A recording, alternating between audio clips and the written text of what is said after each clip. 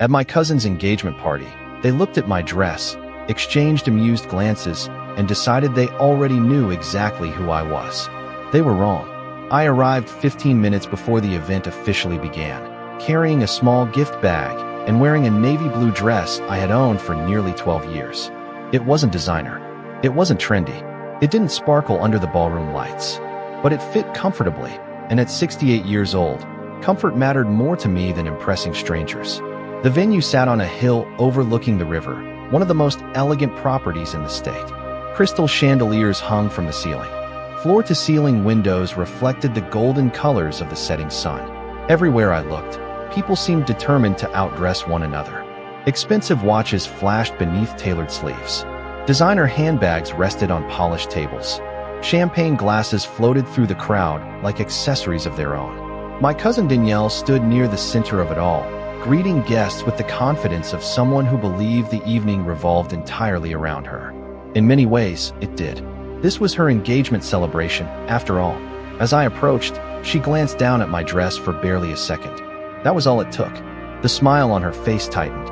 Her eyes shifted toward two women standing beside her. One of them smirked. The other tried unsuccessfully to hide a laugh.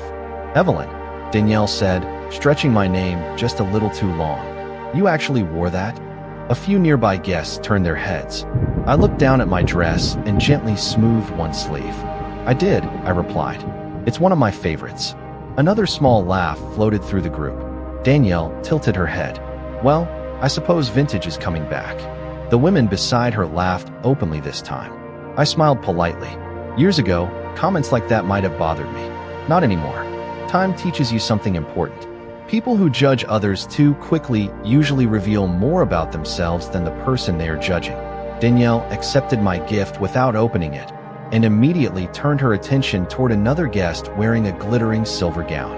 The conversation moved on as though I had disappeared. I walked toward a quieter corner of the ballroom and watched the crowd gather. It wasn't the first time I had been underestimated. In fact, it had become almost routine. Most of my relatives assumed my life was small because I lived simply. They saw my older sedan and assumed I struggled financially. They saw my modest clothes and assumed I had little success. They never asked questions. Assumptions were easier. Across the room, Danielle continued greeting guests while occasionally glancing in my direction. Each look carried the same message. She believed I didn't belong in a place like this. A waiter offered me a glass of sparkling water. I thanked him and accepted it. The music softened. Conversations blended into a pleasant hum. Then I overheard a familiar voice behind me. I thought this was a black tie event. Another voice answered quietly. Maybe nobody told her. More laughter followed. I took a slow sip of water and stared out the enormous windows toward the river below. The sunset painted the water gold. Beautiful things rarely needed to announce their value. That truth had served me well throughout my life. A few minutes later, Danielle stepped onto the small stage near the dance floor and tapped her microphone. The room gradually fell silent. Guests gathered closer.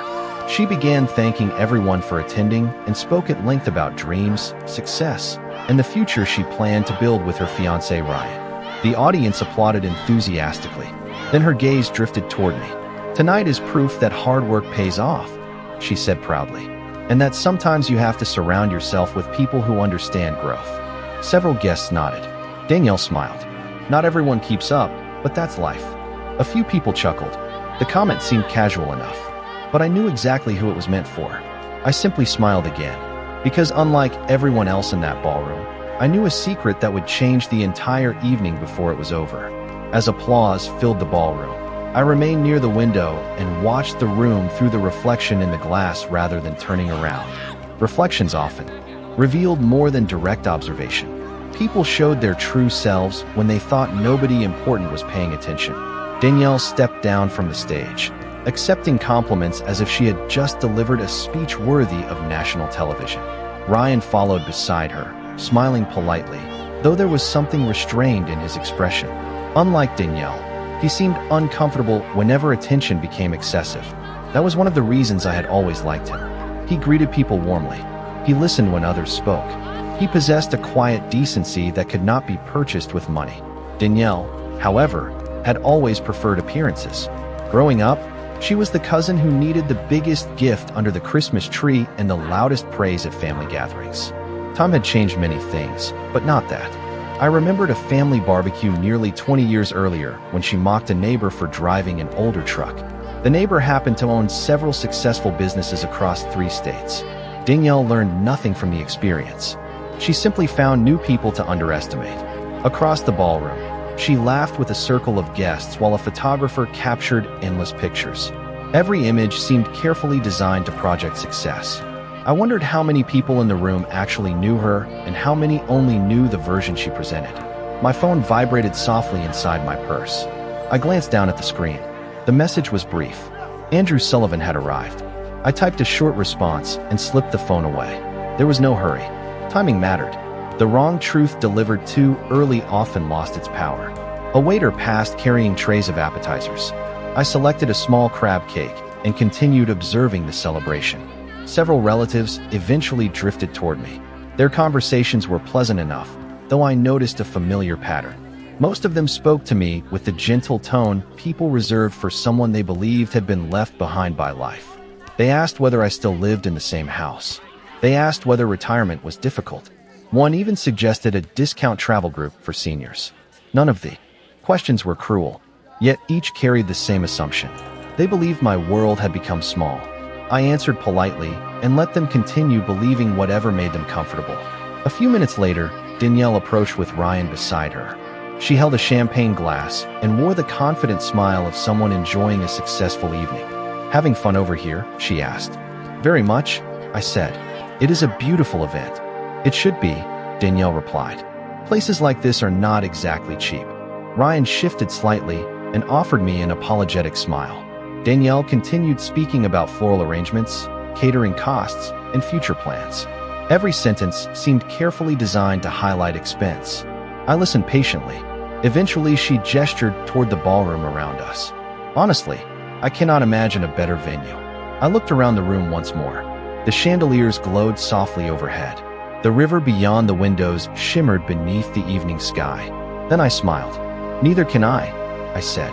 And for the first time all night, those words carried a meaning only I understood. The engagement party continued around me, as if nothing unusual had happened, yet I could feel the evening slowly shifting beneath the surface. It reminded me of standing near the ocean before a storm. The sky still looked calm. The waves still rolled toward shore. But something deeper had already changed. Danielle moved through the ballroom greeting guests, collecting compliments, and posing for photographs.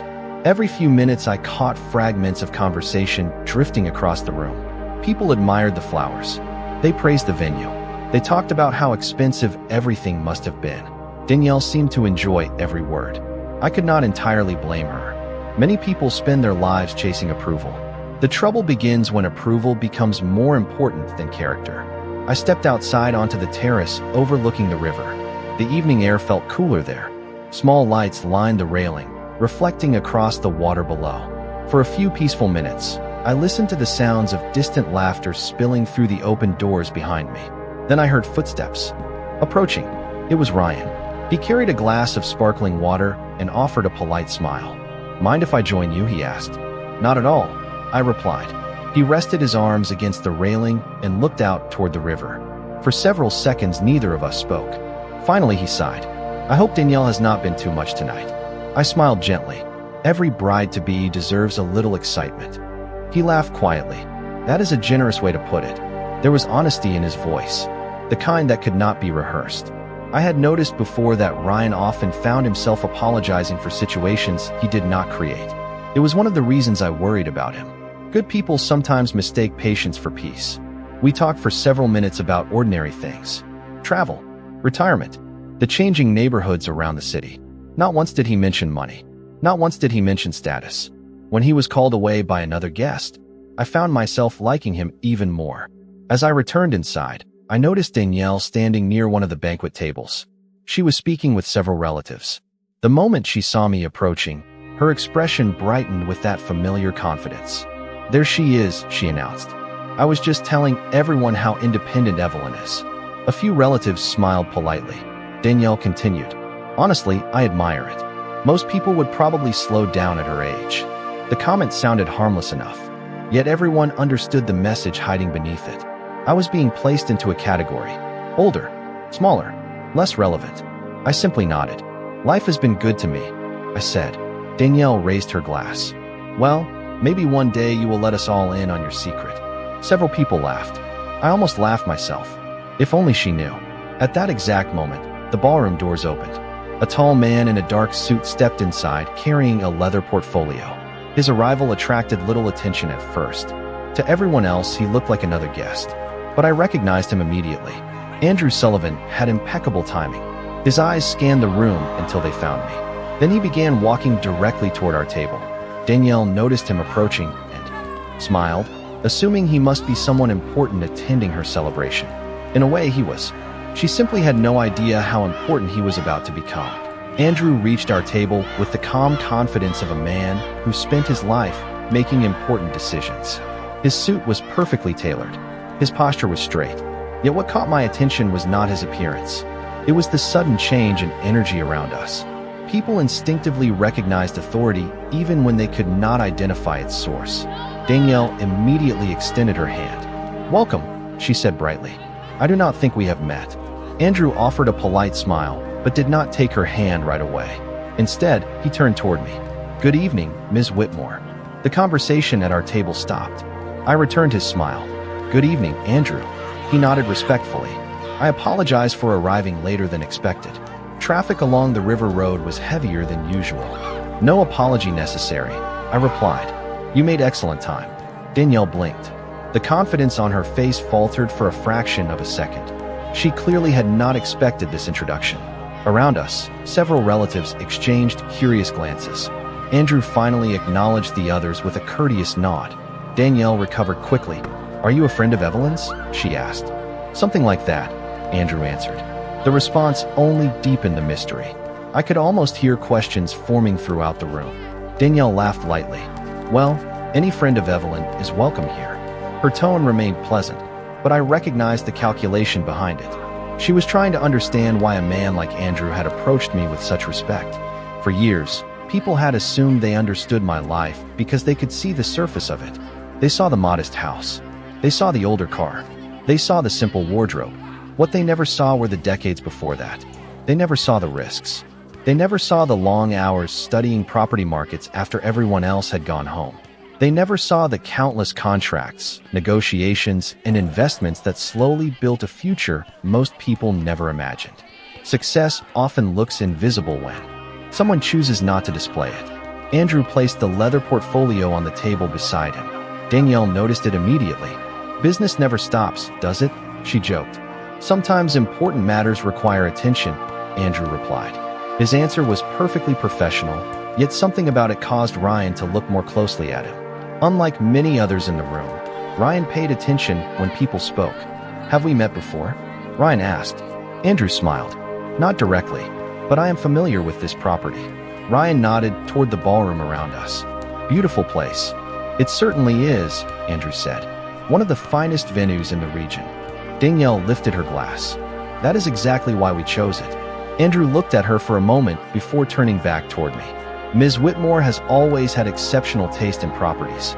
The silence that followed seemed to stretch longer than it actually was. Danielle laughed again, though this time it sounded less natural. "I think you are giving my cousin too much credit." Andrew said nothing. He simply adjusted the portfolio beneath his arm and met my eyes briefly. We both understood that the evening had reached a point where assumptions would soon collide with reality. Across the ballroom, guests continued laughing and celebrating, unaware that the story they believed about me was only minutes away from unraveling completely. Danielle was not the kind of person who handled uncertainty well. I could see it in the way she kept glancing between Andrew and me, searching for an explanation that would restore the comfortable picture she had built in her mind. For years she had believed she understood exactly where everyone stood, who had influence, who had money, who mattered. The possibility that she had been completely wrong unsettled her more than she wanted to admit. The music resumed and guests slowly returned to their conversations, but the atmosphere around our table had changed. Curiosity had replaced certainty. Andrew remained calm, standing beside me with the same quiet professionalism he always carried. We had worked together for nearly 15 years. During that time, he had managed transactions worth millions of dollars without ever seeking attention for himself. That was why I trusted him. He understood something many people never learned. Real power rarely announced itself. Danielle finally smiled and lifted her glass again. "Well, now I am curious," she said. "How exactly do you two know each other?" Andrew looked toward me before answering. I appreciated the gesture. He was allowing me to decide how much should be said. "Ms. Whitmore and I have worked together for many years," he replied. "She has been one of our most valued clients." Several relatives exchanged surprised looks. Danielle laughed softly. "A valued client? That sounds very official." "It is," Andrew said. The simplicity of his response seemed to make her even more uncomfortable. Ryan folded his arms and listened carefully. Unlike the others, he appeared genuinely interested rather than skeptical. "What kind of work are you involved in, Evelyn?" he asked. Before I could answer, Danielle spoke first. "Oh, come on. If Evelyn were secretly running a business empire, we would have heard about it by now." A few people chuckled. I noticed that fewer people were laughing than earlier. Confidence can be contagious, but so can doubt. Andrew opened the leather portfolio and removed several documents. He did not display them dramatically. He simply reviewed a page and nodded to himself. "Everything appears to be in order," he said. Danielle looked confused. "In order for what?" she asked. Andrew closed the folder again. "A transaction that was finalized this afternoon." Something in his tone caused Ryan to straighten slightly. Nearby guests were now openly listening. Conversations at surrounding tables began fading as attention drifted toward us. Danielle forced another smile. "You are making this sound mysterious." "There is nothing mysterious about it," Andrew replied. "The paperwork is quite straightforward." I looked around the ballroom one more time. The chandeliers reflected across polished floors. The catering staff moved gracefully between tables. The river shimmered beyond the windows. It truly was a remarkable property. Years earlier, when the ownership group faced financial difficulties, I had quietly purchased a substantial interest through one of my investment companies. Over time, that interest grew larger, then larger still.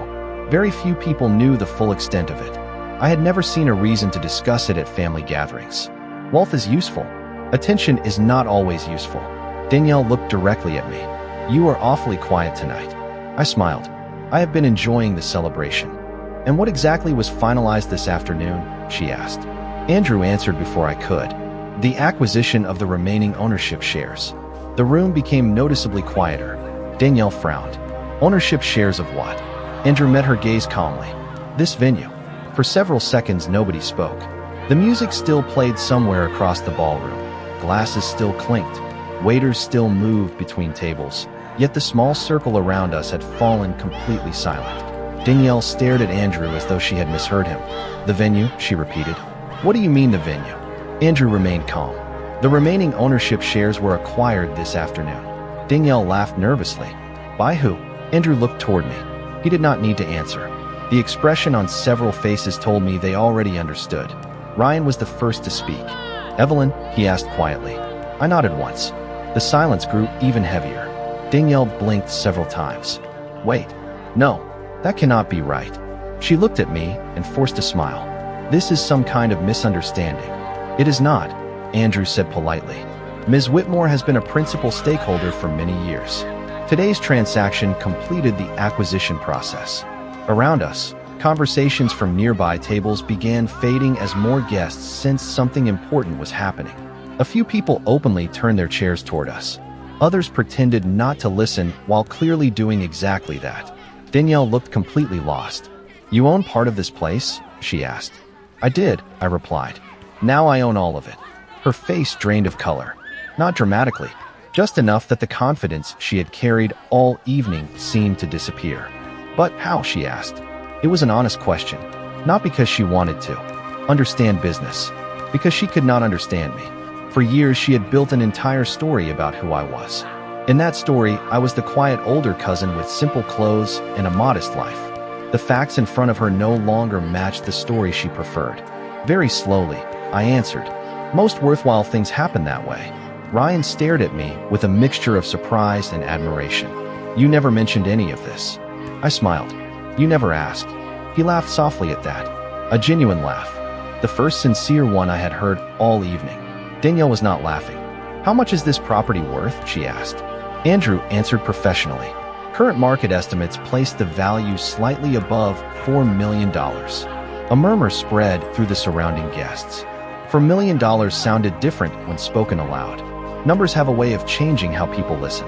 Suddenly, relatives who had barely acknowledged me earlier seemed very interested in the conversation.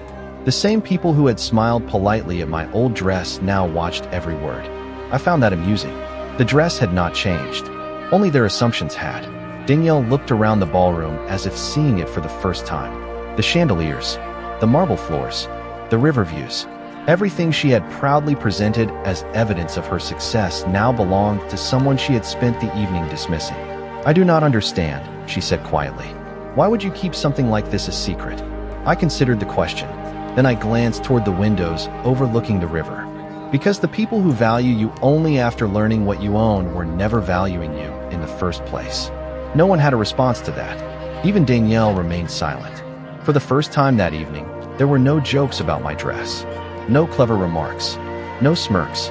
Just the uncomfortable realization that character had been measured against appearance, and appearance had told them absolutely nothing.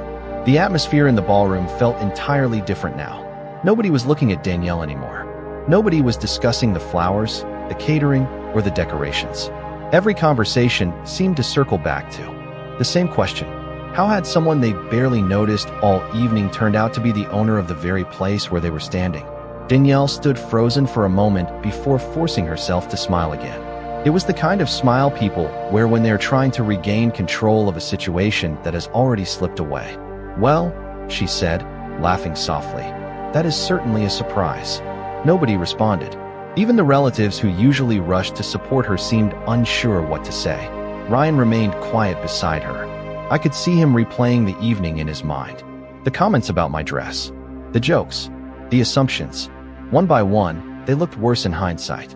Danielle stepped closer to me. "Evelyn, why did you not tell us?" she asked. Her voice had changed. The confidence was gone. In its place was something else. Not respect exactly. More like urgency. "You never seemed interested," I replied. Andrew stood calmly beside me while holding the portfolio. "Actually," he said, "Ms. Whitmore specifically requested that her ownership remain private over the years." Several guests exchanged surprised glances. "Why?" someone asked from a nearby table. I smiled. "Because privacy is peaceful." A few people nodded thoughtfully. Danielle looked around the room. She could see the attention shifting. Earlier, she had been the center of every conversation.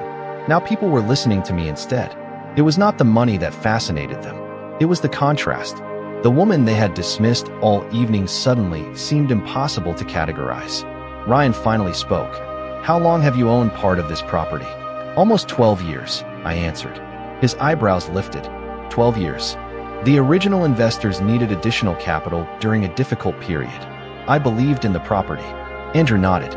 "And that decision turned out exceptionally well." One of the relatives who had laughed at my dress earlier cleared his throat awkwardly. "You must have made an incredible investment." "Eventually," I said. "But success rarely happens overnight. It usually begins with patience." Danielle lowered her eyes briefly. For the first time all evening, she appeared uncertain of herself. Then she looked up again. "I hope you know none of us meant anything by the jokes earlier." The statement floated in the air for several seconds. It was not exactly an apology. It sounded more like a request for forgiveness before one had been earned. I did not argue. I did not embarrass her. "People reveal themselves in small moments," I said calmly. "That is all." Nobody challenged the statement. Deep down, everyone knew it was true. Andrew glanced at his watch before turning toward me. "There is one final document requiring your review whenever you are ready." Danielle immediately looked at the portfolio again. The room seemed to lean forward collectively. Curiosity had completely replaced celebration. "Another document?" Danielle asked. Andrew nodded. "The final confirmation package." He opened the portfolio and carefully removed a folder bearing the venue's official seal. Then he handed it directly to me. The moment I accepted it, every eye in the room followed the movement. Because whether they realized it or not, the evening had stopped being Danielle's story a long time ago. I opened the folder slowly, not because I needed time to read it, but because there was no reason to rush. The documents inside had already been reviewed, signed, and finalized earlier that afternoon. Andrew simply preferred that I keep a copy for my records. Around us, the ballroom had become remarkably quiet. Even guests standing several tables away appeared more interested in our conversation than the celebration itself. Danielle watched every movement. So did everyone else. I glanced through the pages before closing the folder and handing it back to Andrew. "Everything looks correct," I said. "Excellent," he replied. "Congratulations once again." His words carried weight, not because they were dramatic, but because they confirmed what everyone had just learned. This was real, not a misunderstanding, not an exaggeration. Real. Danielle folded her arms and looked around the room. For the first time all evening, she no longer appeared confident. The attention she had enjoyed earlier now felt uncomfortable. I understood why. The problem was never that she had underestimated my finances. The problem was that she had judged my worth based on what she thought my finances were. There is a difference. One is a mistake. The other is a habit. A relative seated nearby suddenly smiled at me. Earlier that evening, he had barely acknowledged my presence. "Evelyn, you really should have told us," he said. "This is incredible." Several others immediately agreed. Compliments began arriving from every direction. People who had ignored me now wanted to hear my opinions. They asked questions about investing, about business, about real estate. I answered politely but briefly. Their interest felt different now. Not warmer, just more informed. Across the room, Ryan remained unusually quiet. Eventually, he turned toward Danielle. "You know," he said carefully, "I think we spent a lot of time worrying about appearances tonight." Danielle forced a small laugh. "What is that supposed to mean?" Ryan glanced toward me. "It means maybe we judged someone before we actually knew anything about them." The statement was gentle, but it landed heavily. Several nearby guests lowered their eyes. Nobody argued. Nobody could. Danielle looked away without responding. The truth had a way of removing debate. A few minutes later, another guest approached me and complimented my dress. The irony was impossible to miss. Earlier, it had been the source of amusement. Now it was suddenly elegant. I smiled and thanked her. The dress itself had not changed. The person wearing it had not changed. Only the assumptions surrounding it had changed. That realization seemed to settle over the room one person at a time. Danielle stood quietly near her table, speaking less and less as the evening continued. Nobody was criticizing her. Nobody was embarrassing her. Yet something more powerful was happening. People were reevaluating what they had witnessed. The jokes no longer seemed funny. The comments no longer seemed harmless. When viewed through a different lens, small moments often reveal their true meaning. I looked around the ballroom one final time. The celebration continued. Music played softly. Guests returned to their conversations. Yet the atmosphere felt calmer now, more honest, somehow. And as Danielle sat silently staring into her untouched glass, I realized that the lesson of the evening had already arrived. Not through an argument, not through revenge, but through the simple collapse of an illusion she had spent years believing.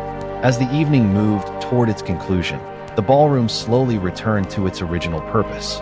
Guests resumed celebrating. Music filled the air once more. Conversations drifted back to wedding plans, travel stories, and family memories. Yet something fundamental had changed. The atmosphere felt lighter, as though a layer of pretense had quietly fallen away. I stood near the windows overlooking the river and watched the reflections dancing across the water. After a while, Ryan approached me carrying 2 glasses of sparkling water. He handed one to me and smiled. "I owe you an apology," he said. "For what?" I asked. "For not noticing what was happening earlier." I shook my head gently. "You noticed more than most people did." He laughed softly. "Maybe, but not soon enough." We stood in comfortable silence for a moment. Then he glanced around the ballroom. "You know, tonight taught me something." "What is that?" I asked. "That people spend too much time trying to look successful and not enough time trying to be decent." I smiled. "That lesson is worth more than any property." Across the room, Danielle sat with a few relatives. She was quieter now, not angry, not humiliated, just thoughtful.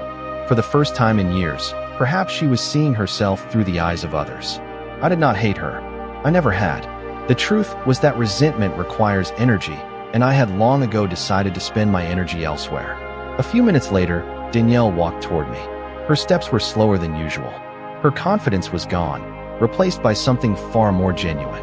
"Evelyn," she said softly, "can we talk?" "Of course." She looked down briefly before meeting my eyes. I was unfair tonight. The words were simple. There were no excuses attached to them. No attempts to shift blame. Just honesty. Thank you for saying that, I replied. She nodded. I think I got caught up in appearances.